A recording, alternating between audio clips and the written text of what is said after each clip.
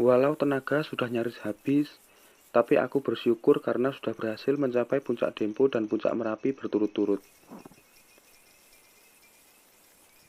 Sekarang yang kami perlukan tinggal menuju pelataran, masuk tenda, dan istirahat. Kami berenam, 5 laki-laki, Amran, Idan, Anes, Ale, aku, dan seorang perempuan, Yuni. Kami semua masih sekolah. Hanya Bang Amran dan Bang Idan yang sudah lulus. Dalam pendakian Dempo ini, Bang Idan bertindak sebagai pemimpin rombongan. Karena selain lebih tua, dia juga pernah ke sini sebelumnya. Begitupun Amran dan Yuni. Sementara buat yang lainnya termasuk aku, ini adalah pendakian perdana. Ada kehilafan konyol namun akibat yang ditimbulkan tak pernah terbayangkan oleh kami. Tanpa sengaja, Bang Idan membawa kartu remi bergambar porno di karirnya. Bang Idan menemukan kartu itu di kantong celananya ketika baru saja berganti pakaian setelah kami baru sampai di pelataran. Gituan kenapa dibawa, Dan? Kau ini ngajarin gak bener aja, kata Bang Amran ketika melihat tumpukan kartu itu. Tak sengaja aku, jawab Bang Idan malu-malu. Habis kami mainkan kemarin malam, kok malah ikut ke bawah packing. Hati-hatilah, Dan. Mereka ini masih sekolah. Apalagi ada perempuannya, sambung Bang Amran. Bang Idan cuma garuk-garuk kepala sambil tersenyum malu. Insiden itu segera kami lupakan. Malah kami justru bersyukur. Kartu-kartu remi bergambar porno itu segera kami mainkan walau terpaksa sambil menahan air liur melihat gambar-gambar syurnya.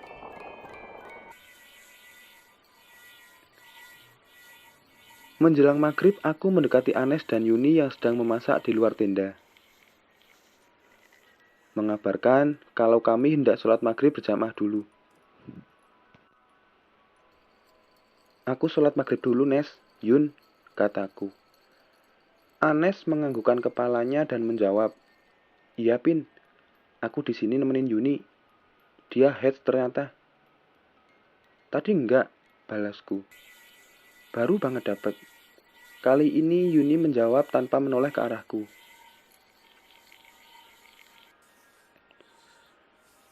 Akhirnya kami berempat sholat maghrib berjamaah. Sedang Yuni dan Anes berbeda keyakinan. Selesai sholat, nasi pun telah matang.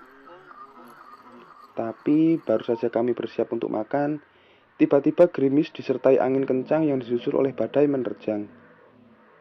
Kami semua langsung buru-buru masuk tenda. Rasa lapar sudah tak terpikirkan lagi oleh kami. Hujan besar dan angin kencang seakan berniat ingin merobohkan tenda kami. Frame tenda terdengar bergemeretak menahan tekanan badai. Kain tenda yang terlepas dari pasaknya berkibar-kibar menghasilkan suara yang mensiutkan nyali. Aku melihat satu persatu wajah pucat pasi teman-temanku. Ini adalah pengalaman pertama kami dihantam badai dahsyat di atas gunung. Nyaliku turun hingga titik terendah. Apalagi tidak ada orang lain di gunung ini selain kami. Yang paling kutakutkan adalah jika tenda kami diterbangkan oleh badai. Karena kurasakan semakin lama tiupan angin malah semakin kencang. Aku lalu berinisiatif keluar untuk mengecek dan mengencangkan pasak-pasak tenda. Bang Amran ikut keluar bersamaku. Masing-masing kami memegang sebuah senter karena gelap sudah mulai turun. Baru saja menyembulkan kepalaku keluar tenda, hujan dan angin langsung menampar wajahku. Aku gelagapan mencoba bernafas. Angin yang terlalu kencang membuatku kesulitan menghirup udara. Tapi selain badai angin ini ada suara lain yang menarik perhatianku. Suara itu hilang timbul di antara desingan suara angin badai. Namun, yang jelas intensitasnya semakin meningkat. Suara itu bagaikan berasal dari dalam tanah. Lalu mataku melihat sesuatu yang paling mengerikan yang pernah kulihat. Bang Amran juga tampak membelalak seakan tak mempercayai penglihatannya. Sekian detik, kaki kami berdua seakan tertancap ke tanah tak mampu digerakkan. Lalu saat kesadaranku pulih, sekuat tenaga aku berteriak kepada teman-teman di dalam tenda. Air bah! Kabur, kabur! Lari! Aku berteriak-teriak dengan panik. Mendengar teriakanku, teman-temanku langsung berhamburan keluar tenda dan dengan mata kepala sendiri melihat pemandangan paling mencekam yang pernah kami lihat. Dengan ngeri kami melihat dari atas puncak Merapi air bah turun bergulung-gulung ke arah kami. Tanpa berpikir lagi, kami langsung lari tunggang langgang ke arah yang lebih tinggi. Waktu seakan bergerak lambat bagi kami. Sementara di belakang suara air bah terdengar semakin mendekat dengan cepat. Yuni berlari sambil terjatuh-jatuh karena panik. Kami tiba di tempat yang aman tepat waktu. Dengan mata kepala sendiri, kami menyaksikan air bah menerjang tenda kami, mengoyaknya, dan hilang terbawa aliran banjir. Kulihat Yuni terjatuh lalu menangis. Teman-teman yang lain juga terlihat syok. Aku memandangi kedua tanganku yang gemetar hebat. Kami hampir saja mati barusan. Aku tak menyangka air di kawah puncak Merapi bisa naik dan menimbulkan air bah. Terlambat sedikit saja, kami akan ikut terseret seperti nasib tenda kami. Untunglah, tidak ada orang lain selain kami di pelataran. Malam semakin gelap. Badai sudah kehilangan kekuatannya. Tapi hujan rintik masih belum berhenti. Kami berkumpul berdesak-desakan. Bingung harus berbuat apa. Tenda dan seluruh peralatan kami sudah hilang tak berbekas. Yang tersisa hanya senter yang aku bawa dan Bang Amran pegang. Malam semakin pekat. Tak dapat lagi kami bedakan mana tanah mana langit. Puncak Merapi hanya terlihat sekilas ketika petir menyambar. Setelahnya, kembali hanya kegelapan. Bang Idan akhirnya mengambil keputusan untuk turun. Semakin lama kami diam, akan semakin berbahaya. Apalagi kami masih harus melewati puncak Dempo untuk turun. Belum lagi suhu dingin ditambah hujan rintik. Hipotermia bisa menerkam kami kapan saja. Kami berjalan pelan. Jalanan berbatu ke arah puncak Dempo menjadi licin akibat hujan. Kami harus berhati-hati. Bang Amran berjalan di depan sambil mengarahkan senternya memperhatikan jalur yang kian menanjak. Di belakangnya, mengekor adalah aku, Yuni, Ale, dan Anes. Senter satu lagi kuserahkan pada Bang Idan yang berjalan paling belakang. Aku sedang konsentrasi pada nafasku. Ketika tiba-tiba petir menyambar puncak Cantigi di belakang kami. Kami semua saling berpandangan tanpa berkata apa-apa. Belum juga hilang rasa kaget kami, sebuah petir yang lain menyambar pohon Cantigi yang lebih dekat. Lalu petir yang lain menyambar sebuah batu besar yang jaraknya lebih dekat lagi. Batu itu langsung terbelah dan terbakar api. Jantungku berderap kencang. Firasatku mengatakan ada sesuatu yang salah. Instingku berteriak-teriak agar aku cepat lari dari situ. Petir-petir ini mengejar kami. Dan tanpa komando lagi, kami semua berlarian dengan panik semampu yang kami bisa. Petir-petir terus menyambar di belakang kami semakin mendekat. Dalam kepanikan itu, sesekali ku dengar isak tangis Yuni yang ketakutan. Lalu sebuah tiang cahaya putih raksasa menghujam beberapa meter di depan kami. Aku pasrah. Petir petir sedekat ini aku tak mungkin selamat. Tapi itu bukan petir. Di depan kami, hanya beberapa meter jauhnya adalah seorang perempuan cantik bergaun putih. Matanya menatap kami penuh kebencian. Mimik wajahnya terlihat sangat marah. Seluruh tubuhku gemetar, tapi aku tak mampu bergerak walau hanya untuk menunduk. Yang bisa kami lakukan hanya terpaku menatap senyum sinisnya. Kedua tangannya terlihat sedang memainkan sesuatu. Dan jantungku berdesir, menyadari yang ada di tangannya adalah kartu remi bergambar porno milik Bang Idan.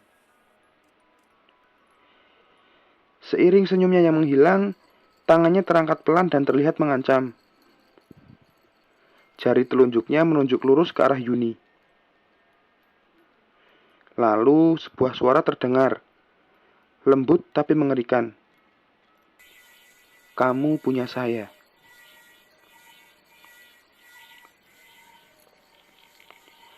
Sebuah petir menyambar lagi. Seketika perempuan bergaun putih itu hilang. Aku ketakutan setengah mati. Kakiku mendadak lemas dan mataku mulai panas. Yuni lebih parah. Kulihat tubuhnya gemetar tak terkendali. Bang Idan yang paling duluan menguasai diri segera menggamit tanganku dan Yuni dan meminta kami segera bergerak. Ayo gerak, ini udah gak beres. Penghuni sini marah sama kita, kata Bang Idan. Setelah berlari kami bergerak menuruni jalur setapak puncak Dempo. Tapi segera kami mulai melambat lagi. Walau hati ingin secepatnya meninggalkan tempat itu, tapi keadaan tidak mendukung. Keadaan malam yang gelap gulita, ditambah jalur berbatu yang licin karena basah dan sumber cahaya yang hanya ada di depan dan di belakang, malah membuat kami lebih lambat dari sebelumnya. Dari sudut mata, bisa kulihat kelebatan-kelebatan sosok putih. Dan aku sungguh tak ingin memastikan sosok apa itu sebenarnya. Gerimis sudah mulai berhenti, dan bulan mengintip sedikit di balik awan. Tapi hembusan angin masih setajam silet. Aku sudah tak mampu membedakan apakah menggigil karena ketakutan atau kedinginan. Teman-teman yang lain, keadaannya hampir sama denganku. Kami masih mampu bergerak karena kami merasa dijaga oleh Bang Idan dan Bang Amran di belakang. Berkali-kali mereka selalu mengingatkan untuk bergerak dan terus berdoa. Ku dengar suara Anes di belakangku bertanya pada Bang Amran. Bang, tadi itu siapa bang? Walau suaranya pelan, tapi masih cukup terdengar olehku. Bang Amran tidak langsung menjawab. Ada jeda sebentar sebelum akhirnya dijawab dengan suara yang terdengar ragu. Putri Dempo. Kami melanjutkan melangkah turun dengan pelan dan beriringan. Aku terus-menerus merasa was-was, seakan ada banyak mata yang sedang mengawasi kami. Kadang aku tersentak kaget melihat cahaya senter yang disorot ke tanah dari belakangku. Padahal hanya cahaya senter Bang Amran. Nafas-nafas kami terdengar berat. Otot betis dan pahaku mulai terasa kaku. Tapi tiap kali ingin meminta istirahat, gema cekikikan kembali terdengar dari dalam kegelapan hutan. Suara itu seakan menertawakan kami yang dicekam ketakutan. Dan Bang Idan juga terus-menerus meminta kami lebih cepat. Aku mengerti kekhawatiran Bang Idan. Gunung Dempo ini bukan gunung sembarangan. Secara berkala di gunung ini terus-menerus terjadi insiden yang serius. Orang hilang dan orang meninggal sudah umum terdengar. Ingatan akan hal ini yang membuatku terus memaksakan diri untuk berjalan walau sudah luar biasa letih. Di sini posisi jalan kami berubah. Bang Amran dan Bang Idan berganti posisi. Yuni di belakang Bang Amran dan aku di tengah. Dari belakang ku dengar suara Bang Idan mengingatkan untuk jalan dan jangan putus berdoa. Nes, doa menurut keyakinanmu. Yuni juga. Suara Bang Idan mengingatkan Anes berdoa. Iya bang, jawab Anes. Aku lega karena kami sudah melewati hutan Santigi. Pohon-pohon Santigi dengan cabangnya yang kurus seperti jari-jari mayat membuatku tak nyaman. Kami mulai masuk hutan yang sepanjang jalur berisi pohon-pohon besar dan mulai rapat. Di belakang pohon-pohon itu, kabut putih bergerak pelan. Bayangan samar pohon-pohon kurus di balik kabut bagiku seakan hidup dan mengawasi langkah kami. Pin, fokus ke depan. Jangan tengok kiri kanan. Suara Bang Idan terdengar dari belakang. Iya bang, aku menjawab. Tanpa diminta, sebenarnya aku pun mulai jengah dengan suasana sekitar. Kabut-kabut yang bergerak pelan di antara pohon dan rimbunan semak mengajakku berpikir yang aneh-aneh. Lagi pula jalanan yang kian menurun curam menuntut perhatian lebih. Apalagi ditambah minim penerangan. Sering aku ragu untuk melangkah dan harus minta disenter lebih dahulu. Lalu kurasakan bulu kuduku meremang. Dari sudut mata seringkali terlihat melintas sesuatu. Tapi kupaksa pandanganku lebih terus fokus ke depan. Hingga tiba-tiba, di luar keinginanku sendiri wajahku pelan-pelan menoleh ke samping kanan. Mataku langsung menatap dua kunang-kunang yang terbang kira-kira 1 meter dariku. Pandanganku bagai terpaku ke arah dua cahaya kecil itu. Semakin lama ku tatap, cahaya kecil itu pelan-pelan semakin membesar. Tubuhku langsung kaku ketika menyadari itu bukanlah kunang-kunang, melainkan sepasang mata berwarna merah menyala. Mata itu menatap lekat padaku tanpa berkedip. Sorot matanya terlihat sadis dan menampakkan ketidaksukaan. Pelan-pelan wajahnya terlihat, lalu rambutnya, hingga akhirnya terlihat seluruh tubuhnya. Laki-laki itu memakai pakaian serba hitam, rambutnya panjang dan berantakan. Aku masih belum mampu menggerakkan tubuhku. Leherku kaku. Bahkan untuk mengeluarkan suara pun aku tak bisa. Tiba-tiba jantungku seakan lepas ketika wajah makhluk tadi dalam sekejap sudah berada sejengkal dari wajahku. Tapi wajah itu kini berubah menjadi busuk. Dengan belatung-belatung yang menggeliat dan keluar masuk di mata, hidung, dan kulit pipinya. Bau bangkai yang sangat busuk terhirup dan membuatku mual. Mataku membelalak ngeri dan refleks berteriak sekuat tenaga. Dan wajah busuk itu terus mendekat. Jeritanku makin menjadi ketika kulihat kulit dan daging yang busuk di pipinya berjatuhan ke tanah. Sebuah tamparan keras menyadarkanku. Itu adalah Bang Idan yang tiba-tiba sudah ada di depanku. Ketika kesadaranku mulai pulih, aku mendapati diriku sedang duduk dengan posisi tangan menutupi wajahku. Teman-teman yang lain ada di sekelilingku. Bibirku gemetar, begitu juga seluruh tubuhku. Mataku nanar mencari-cari keberadaan makhluk tadi. Lalu Bang Idan memegangi wajahku dengan kedua tangannya dan memaksaku melihat lurus ke depan. Dek, sadar dek. Ku dengar lembut suaranya. Tapi aku masih saja menjerit ketakutan. Hingga tamparan kedua mendarat di pipiku, barulah aku sadar sepenuhnya. Dengan bibir gemetaran aku berusaha menjelaskan pada Bang Idan tentang penampakan tadi. Tapi yang keluar dari bibirku hanya gumaman yang tak jelas. Istighfar dek, ucap Bang Idan lagi. Aku menurut. Aku mulai beristighfar tanpa suara. Pelan-pelan aku kembali tenang.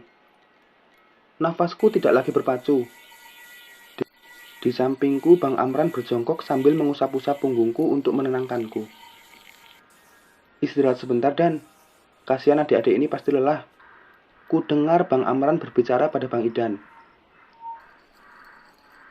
Perutku yang masih mual karena mencium bau busuk tadi berkontraksi dan akhirnya aku muntah-muntah. Bang Amran mengurut-urut leher belakangku sambil aku terus muntah.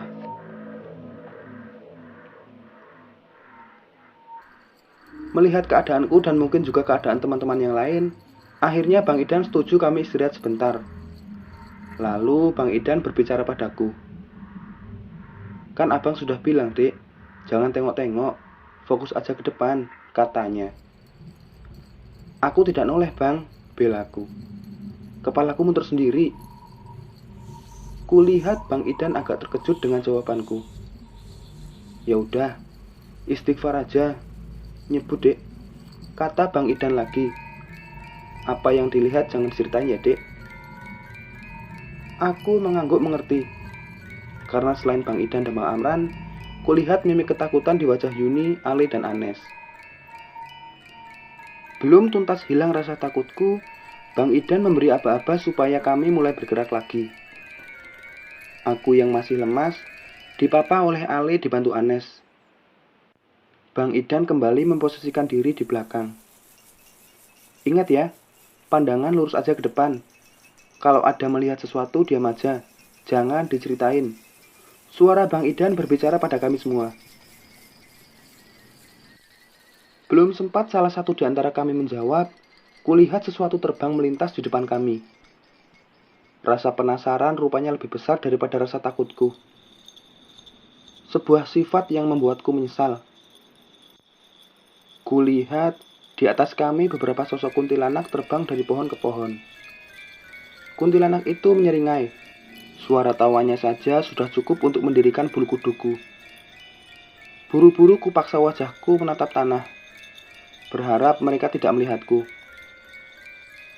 Lalu kurasakan tangan Ale yang sedang memapahku tersentak. Kuikuti pandangan mata Ale yang sedang melihat ke samping. Di balik pepohonan kulihat sosok bermata merah. Seluruh badannya nampak dipenuhi bulu. Tapi Ale tetap diam tak bersuara. Walau wajahnya pucat pasi dan keringat banjir di wajahnya. Penampakan demi penampakan terus bermunculan di sana-sini. Di atas, di dahan-dahan pohon, di balik semak. Sesekali kami sering bertabrakan karena Bang Amran yang paling depan mendadak berhenti. Sekali karena kuntilanak yang tiba-tiba melintas, lain waktu ada pocong yang menghalangi jalur. Bau-bauan timbul dan menghilang. Bau bangkai digantikan bau bunga melati yang amat pekat. Juga wangi bau kamboja. Jantungku bergemuruh. Doa-doa tak putus kubisikan hingga mulutku terasa kering pun tak peduli. Aku tak ingin menjadi salah satu korban Gunung Dempo. Lalu telingaku menangkap bunyi-bunyian ganjil. Awalnya hanya suara bisik-bisik dari balik kabut. Semakin lama, suara-suara lain tumpang tindih di telingaku. Asalnya dari berbagai arah. Ada suara yang bercakap-cakap, suara musik, suara orang menyapu, suara geraman harimau, dan banyak lagi. Ada satu suara yang membuatku bergidik ngeri. Suaranya terdengar teredam dan jauh. Namun, suara itu tak pernah berhenti. Itu adalah suara yang memanggil namaku. Alpin.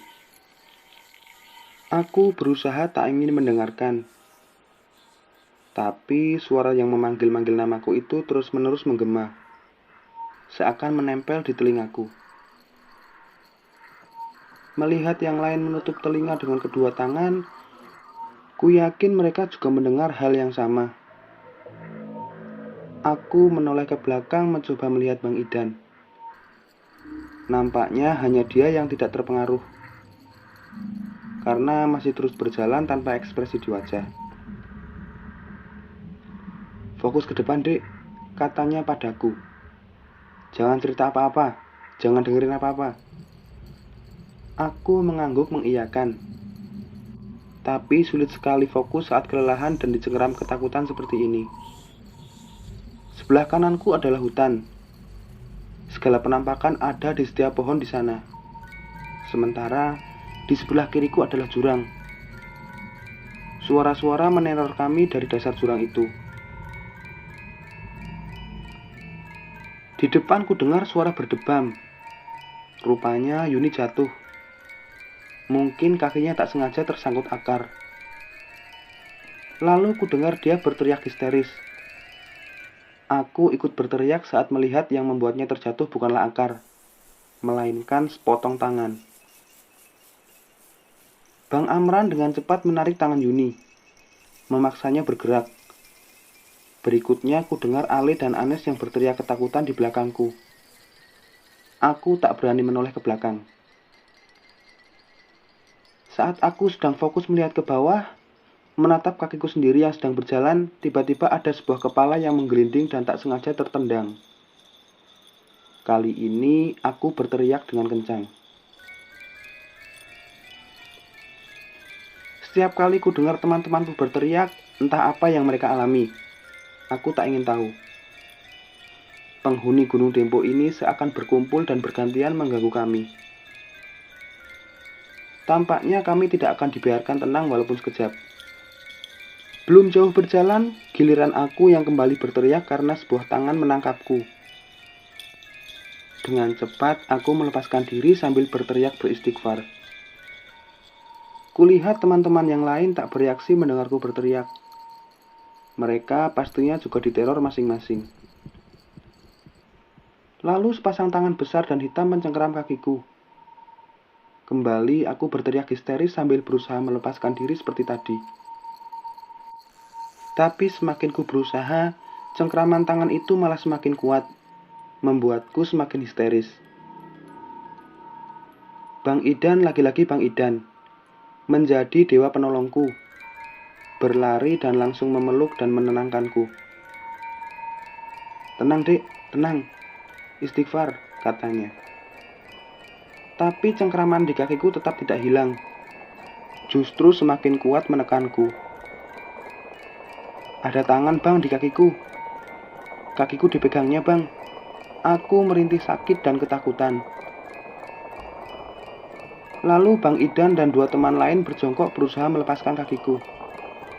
Aku hampir tak percaya apa yang kulihat. Yang sedetik lalu adalah sepasang tangan hitam, sekarang ternyata akar pohon yang membelit kakiku.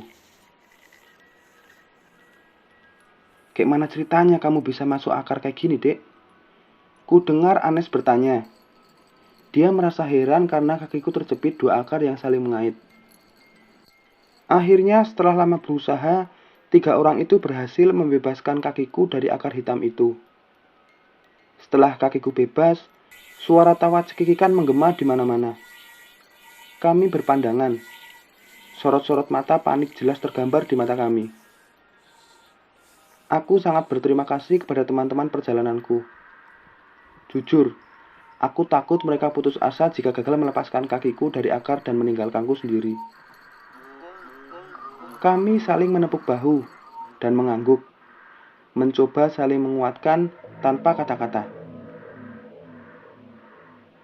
Tapi belum jauh kami berjalan, tiba-tiba Yuni berteriak kencang menyuruh kami tiarap. Kami serempak menjatuhkan diri ke tanah. Hembusan angin yang besar tiba-tiba lewat di atas badan kami. Tapi aku sama sekali tidak melihat apapun. "Ada makhluk hitam tadi." Yuni tergagap. Tak lama setelah itu dia menangis. "Udah Yun, diam dulu jangan cerita," kata Bang Idan. Makhluk itu mengincar Bang Amran. Yuni seperti tak mendengar himbauan Bang Idan.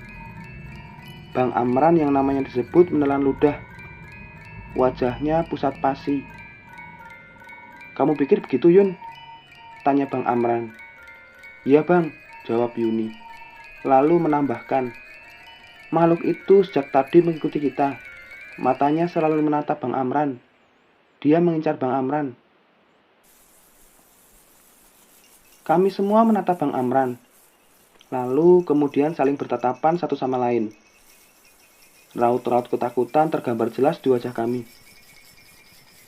Omongan Yuni barusan membuat jantungku semakin merasa diremas-remas. Penghuni Dempo bukan cuma berniat mengganggu, tapi berniat mencelakakan kami. Makhluk itu juga yang tadi menarik Alpin, tambah Yuni. Tadi aku lihat dia sembunyi di balik pohon. Sekarang giliran aku yang pucat. Memang bukan akar kan, Yun? Aku juga lihat tangan hitam yang tadi narik kakiku. Yuni mengangguk. Tadi aku mau kasih tahu, tapi udah terlambat. Mendengar obrolanku dan Yuni, kami semua serentak beristighfar dengan pelan. Sudah, jangan dipikirkan. Kita lanjut lagi dan fokus dan jangan sampai terpisah. Kita harus cepat. Kita pasti selamat. Percayalah, kita punya Tuhan.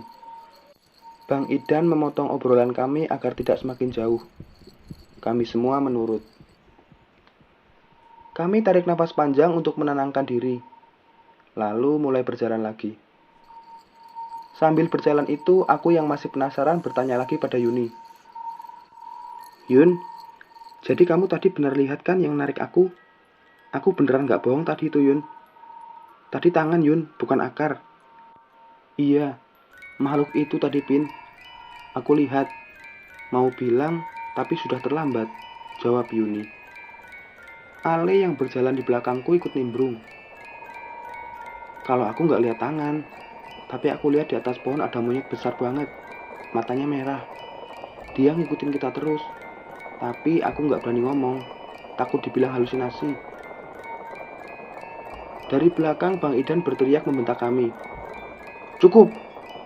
Gak usah ceritain itu. Sekarang fokus aja jalan biar cepat selamat. Berdoa bukan cerita. Kami bertiga langsung menciut dan kembali jalan. Dan suara-suara gaib kembali terdengar saat kami semua diam. Di balik semak jelas ku dengar suara langkah kaki. Juga tawa dan tangisan. Kadang suara ranting patah lalu geraman-geraman berat. Namun yang paling mengganggu adalah suara-suara dari jurang yang memanggil setiap nama kami berulang-ulang. Fokus, kata Bang Idan tegas. Yang dipanggil jangan oleh. Bang Idan benar. Kami yang hanya fokus pada nafas yang mulai habis karena lelah akhirnya tak mendengar suara apapun lagi. Baik dari hutan atau dari jurang di kiri kami. Begitu juga dengan segala penampakan. Tiba-tiba hilang begitu saja. Hampir setengah jam kami berjalan tanpa ada gangguan apapun. Namun tiba-tiba Anes berteriak kencang. Anes histeris. Matanya melotot memandang sesuatu di arah depan. Bang Idan dengan sigap memeluk dan langsung menundukkan Anes yang terus-menerus melotot. Tangannya menunjuk sesuatu yang tak bisa kami lihat. Tenang, Nes, tenang. Doa menurut keyakinanmu, kata Bang Idan. Kami mengelilingi Anes yang histeris. Tubuhnya menggigil ketakutan. Kenapa, Nes? Tanya Bang Amran. Jangan jalan, Bang, jangan jalan. Di depan ada harimau, Bang. Sepasang harimau. Anes kini mulai menangis. Kami semua menatap arah yang ditunjuk Anes. Tapi tidak ada apapun. Hanya Anes yang bisa melihat harimau yang dimaksud. Di sebelah Anes, Yuni mulai ikut menangis sambil berdoa. Wajah Anes basah oleh peluh. Lehernya tampak kaku dengan pandangan yang lurus ke depan. Ayo, Nes, jalan lagi. Pinta Bang Idan lembut. Jangan, Bang, jangan. Harimau, Bang. Anes menolak untuk berdiri. Lalu penampakan dan ketawa cekikan membahana lagi seakan mengejek. Suara panggilan dari jurang juga merangkak naik memanggil-manggil Anes. Jangan oleh, Nes, kata Bang Idan, sambil menghalangi pandangan Anes ke arah jurang. Tapi fokus Anes tak teralihkan.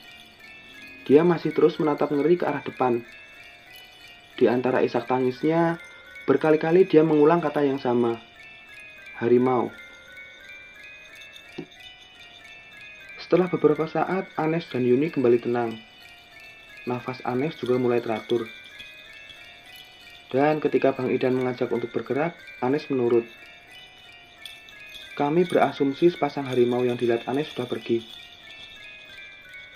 Rapatkan jarak, jangan terlalu jauh, perintah Bang Idan. Bang Amran yang paling depan kembali berjalan. Disusul Yuni, aku, Ale, Anes, dan Bang Idan. Kami berjalan dengan lebih rapat. Lalu tiba-tiba kami semua bertabrakan. Rupanya Bang Amran kembali berhenti mendadak. Dia tampak tertarik dengan sebuah daun keladi hutan yang bergerak-gerak sendiri. Dengan santai, dia diam memperhatikan sambil menyoroti daun yang bergerak-gerak ganjil itu dengan senter. Seperti yang bisa kuduga, suara Bang Idan kembali terdengar. "Am, kenapa berhenti? Ngapain nyenterin daun keladi? Biarkan aja itu, Am. Kalau mau istirahat, matiin aja senternya."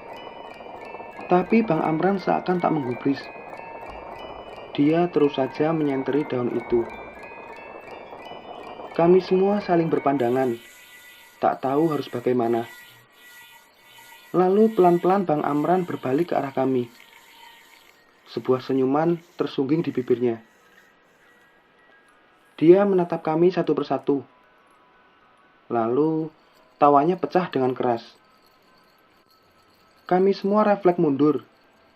Bang Amran masih terus tertawa terbahak-bahak sambil terus bergantian menatap kami.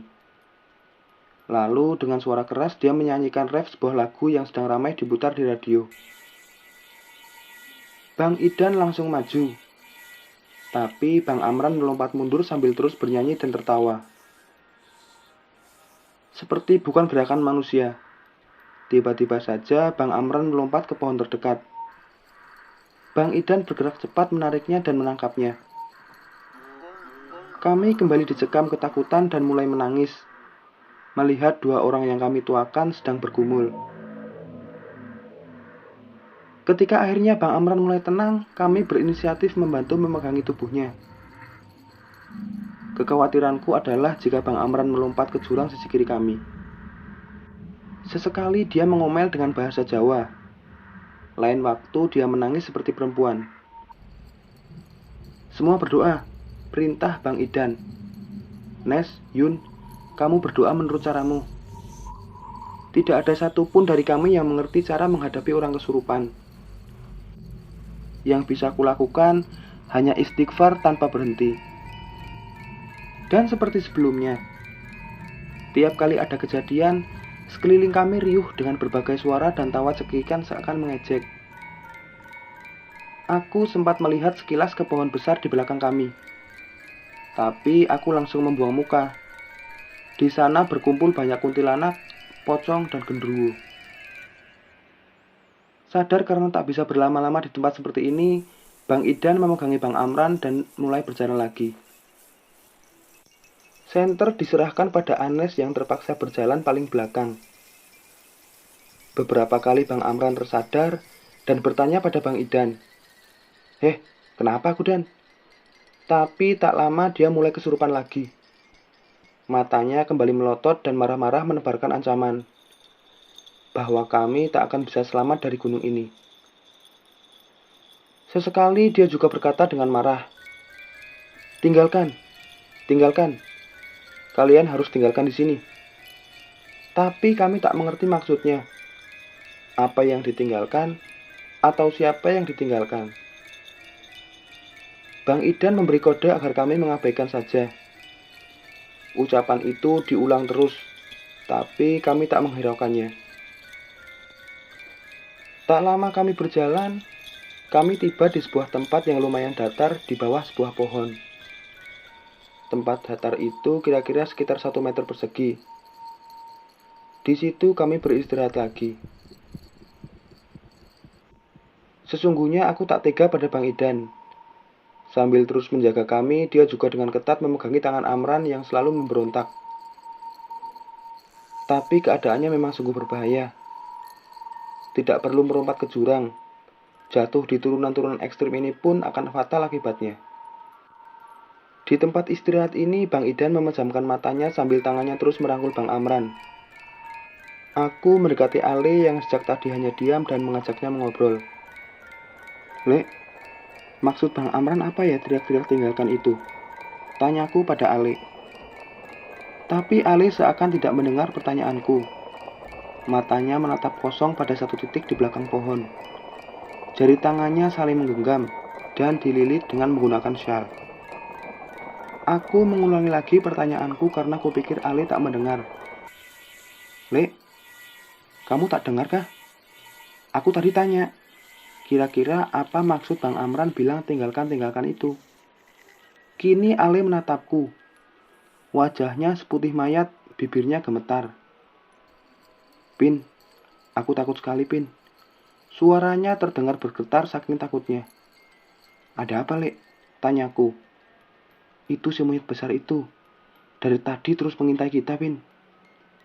Monyet apa, Lek? Makhluk yang tadi cengkeram kakiku. Tanyaku sambil pandanganku menyapu ke hutan berkabut di sisi kananku.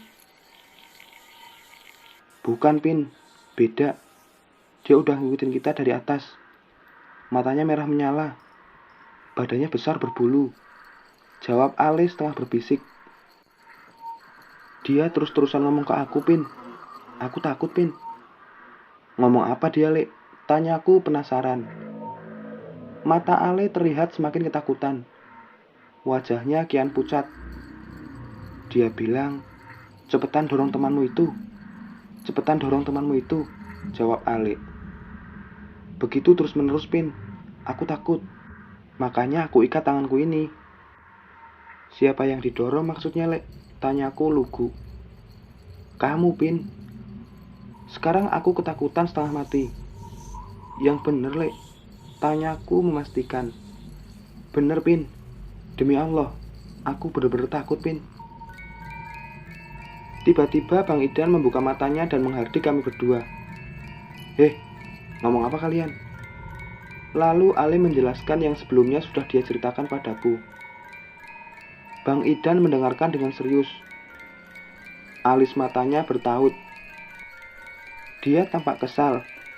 Setengah berteriak, dia bertanya ke Ale. Mana makhluk itu, Lek? Tunjuk, Lek. Dengan ketakutan, Ale menunjuk sebuah titik di belakang pohon besar. Bang Idan menyentri tempat itu. Tapi tidak ada yang terlihat. Bener omonganmu itu, Lek? Tanya Bang Idan lagi. Ale mengangguk pelan. Nafas Bang Idan naik turun. Nampaknya dia semakin muak dengan keadaan ini.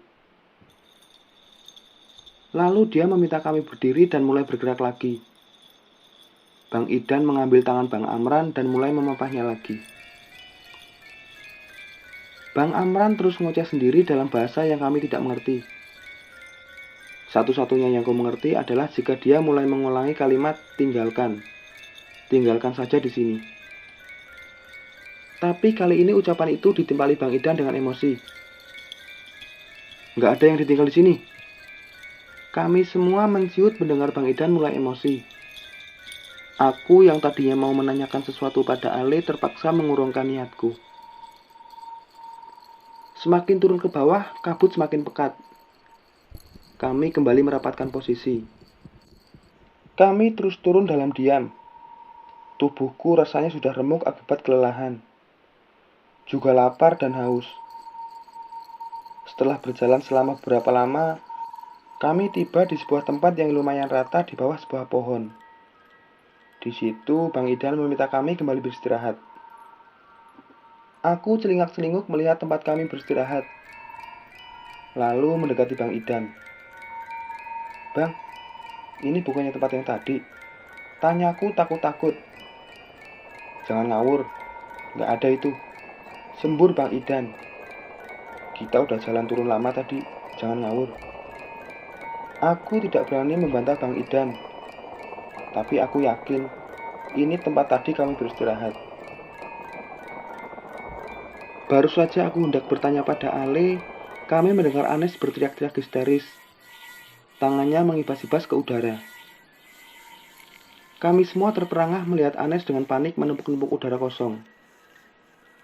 Apakah kali ini Anes kesurupan? Nes? Ada apa, Nes?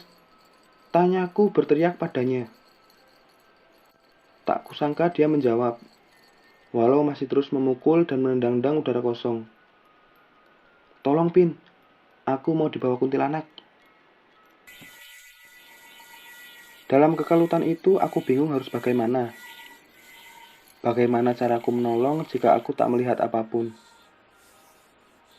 Sementara Anes, terus nampak bergulat dengan sesuatu yang tak kasat mata sambil mulutnya terus-menerus meminta pertolongan pada Tuhan.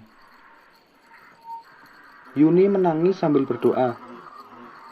Sementara Bang Amran yang masih kemasukan terus saja berteriak. Bang Idan sambil memegangi Bang Amran yang terus-menerus berontak, berteriak pada kami. Jangan diam aja, bantu doa. Yuni kembali menangis dan berteriak-teriak.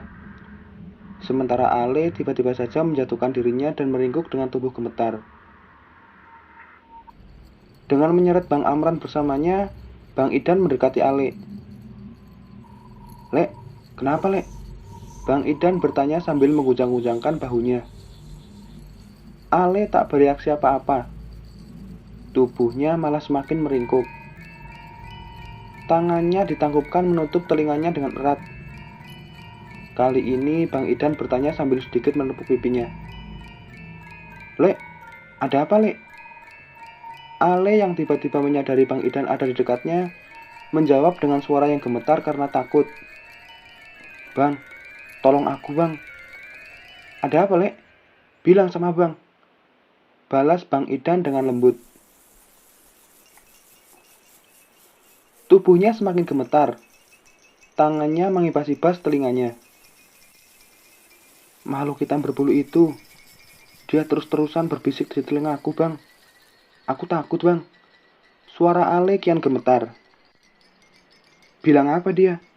Tanya Bang Idan. Suaranya terdengar tegang. Dia suruh aku dorong Alpin, Bang. Jawab Ale sambil tangannya menunjukku. Tangisnya langsung pecah mendengar jawaban Ale. Tubuhku mendadak gemetar hebat. Bang Idan menatapku dan memintaku istighfar. Bang Idan memeluk Ale dan berbicara di telinganya. Ngucap Lek, istighfar, kuasai dirimu. Jangan lihat makhluk itu. Anggap dia nggak ada. Anggap suaranya nggak ada. Dia marah Bang, kata Ale di antara tangisnya. Dia mau makan aku Bang, aku takut. Bang Idan memegang wajah Ale dan menatapnya langsung ke mata. Kendalikan dirimu, Lek. Jangan dengarkan perintah siapapun kecuali Abang. Lalu ku dengar Anes yang masih terus bergulat dengan sesuatu yang tak terlihat, berteriak dengan kencang. Seketika angin seperti berhenti. Kekacauan itu hilang begitu saja. Kulihat Anes duduk bersimpuh. Tangannya tertangkup di dada dan terdengar mengucap syukur. Terima kasih Tuhan, terima kasih Tuhan. Bersamaan juga, Ale tampak mulai menguasai dirinya. Dia bangkit dengan lemah. Kami mendekati Anes, lalu berpelukan dan saling bertangisan. Hanya Bang Idan yang tetap duduk sambil masih memegangi Bang Amran yang sepertinya tertidur. Kenapa tadi Nes? Tanya Bang Idan. Kunti dan Pocong Bang. Mereka mau bawa aku, jawab Anes. Nafasnya masih naik turun. Keringat dingin menetes di dahinya. Mereka bilang juga mau ambil Bang Alpin, Ale, Yuni, dan Abang. Kami saling berpandangan mendengar ucapan Anes. Bang Idan kulihat sedang memperhatikan kami satu persatu. Mungkin dia menilai kondisi kami. Kemudian dia melihat sekeliling kami. Ke hutan di kanan, dan jurang di kiri kami. Kalian masih kuat jalan kan? Tanyanya lagi. Kami menjawab serempak. Kuat Bang. Pin, kamu pakai kaos dalam kan? Coba kamu buka Pin. Kali ini dia berbicara padaku. Aku tak mengerti, tapi tidak juga bertanya. Ku buka kaos dan jaketku. Lalu, kaos dalamku dan kuserahkan pada Bang Idan. Kaos dalamku itu lalu disangkutkan pada sebuah akar yang mencuat di gundukan tanah. Ayo gerak lagi, kata Bang Idan setelahnya. Dengar ya, Abang tegaskan lagi. Fokus aja ke depan, apapun yang kalian lihat, dengarkan, rasakan, jangan diceritakan. Kami semua mengangguk. Kita semua lihat. Nggak usah diceritakan lagi. Abang pun lihat, nggak cuma kalian. Sambung Bang Idan lagi. Aku lega, karena ternyata Bang Idan pun melihat yang aku lihat. Ada ketakutanku jika selama ini aku hanya berhalusinasi. Nampaknya itu juga dirasakan Yuni, Anes, dan Ali. Tanpa ada yang menyuruh, kami semua langsung berpelukan. Dadaku bergemuruh, dan tanpa bisa ditahan, mataku basah oleh air mata. Begitu juga dengan teman-teman yang lain. Bang Idan memeluk kami semua dan menepuk-nepuk bahu untuk menguatkan. Sudah, pokoknya mulai sekarang saling jaga aja ya. Ingat di sebelah kiri kita jurang menganga. Jaga temanmu. Kami semua mengangguk. Setelah berpelukan, rasanya ada energi baru di tubuhku. Dek, kamu lihatin Anes. Jangan lengah. Kamu juga, Nes. Doa terus menurut keyakinanmu. Fokus jalan, jangan tolah-toleh. Aku dan Anes mengiyakan. Kami mulai bergerak lagi. Bang Idan berjalan paling depan sambil terus memegangi Bang Amran. Lalu, Yuni, aku, Ale, dan Anes tetap di belakang. Mulai dari sini gangguan-gangguan semakin meningkat. Tangan-tangan kurus menggapai-gapai dari semak. Kepala yang menggelinding, kuntilanak berkali-kali melintas di depan. Kadang di atas kepala kami. Di suatu waktu Yuni berteriak meminta tolong. Rupanya rambutnya ditarik oleh kuntilanak yang terbang di atas kepalanya. Lalu kudengar suara Bang Idan berdoa. Hampir 1 jam berjalan kami sampai di tempat yang tidak asing buatku. Kakiku langsung lemas saat melihat kaos putih tergantung di akar. Itu adalah kaos yang kami tinggalkan 1 jam lalu. Sejak tadi aku sudah curiga kalau kami hanya berjalan berputar-putar. Tapi saat akhirnya terbukti, seluruh tubuhku langsung lunglai. Bang Idan dan yang lain juga melihat kaos itu. Reaksi mereka persis denganku. Kami langsung duduk dan menundukkan kepala ke tanah. Aku rasanya sudah tak sanggup lagi berjalan. Dari sudut mata, kulihat Yuni yang duduk di sebelahku tiba-tiba bertingkah aneh. Dia menjatuhkan diri dan mulai merangkak. Tangannya terlihat mencakar-cakar tanah. Sebelum kami sadar apa yang terjadi, Yuni mengeluarkan suara auman yang menciutkan nyali. Bulu kuduku menegak. Tapi menyadari di depan kami adalah jurang yang menganga, dengan cepat aku menangkap Yuni yang sedang mencakar-cakar dahan pohon sambil meraung. Aku khawatir Yuni sedang kerasukan dan akan melompat ke jurang. Tapi usahaku dipatahkan dengan mudah.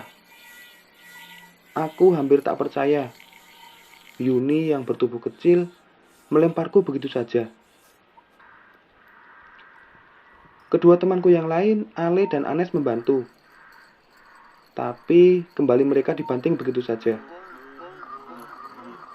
Kemudian secara bersamaan kami bergerak dan menangkap Yuni.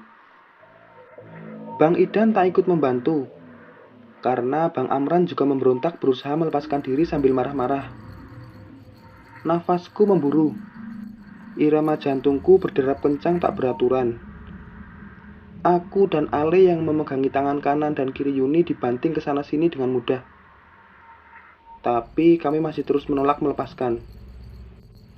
Anes yang memegangi Yuni dari belakang tak luput dari amukan Yuni. Yuni menatap Bang Idan lekat, lalu perlahan menjadi tenang. Dia tak lagi mengamuk dan bergerak liar.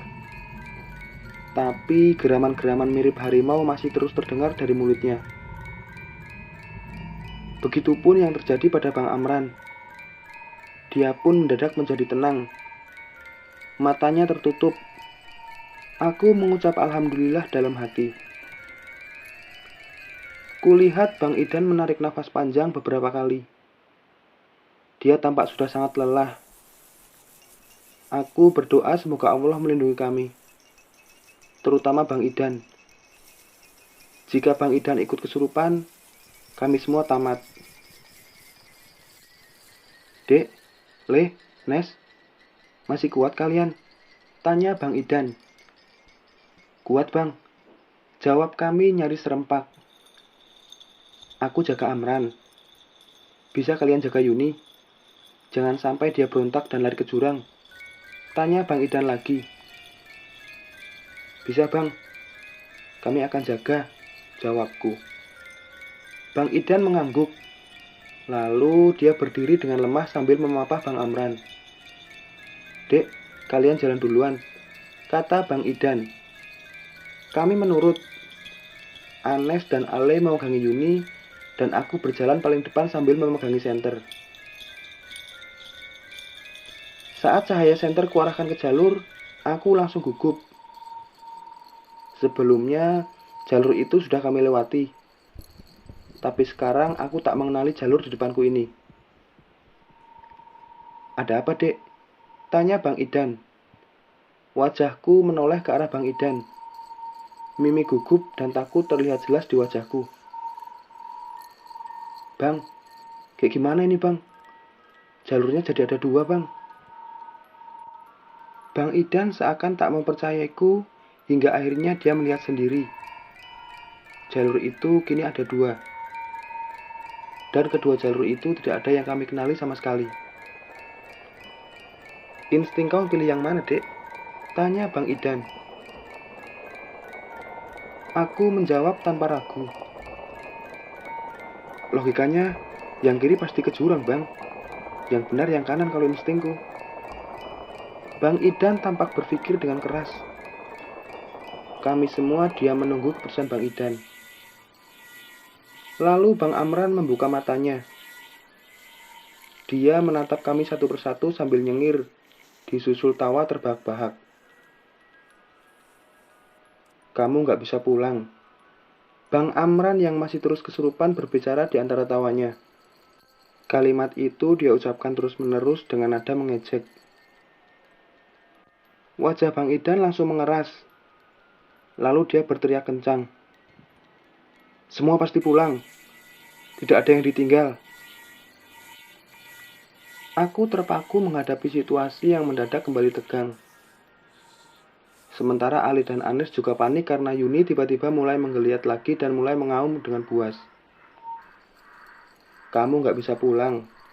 Bang Amran membentakku disusul tawanya yang seakan menertawakan ketidakberdayaan kami. Ali dan Anes berteriak saat Yuni memberontak. Mereka terbanting-banting ke kanan dan ke kiri. Lalu di antara geraman-geramannya, Yuni berbicara. "Lompat ke jurang, lompat ke jurang." Kami berpandangan dengan ngeri mendengar ucapan Yuni. Terutama karena posisi kami yang memang tepat di bibir jurang. Kakiku gemetar. Kabut yang menutupi jurang mengaburkan pandangan. Pelan-pelan aku mundur menghindari tepian jurang. Lalu sesuatu terjadi dengan begitu cepat.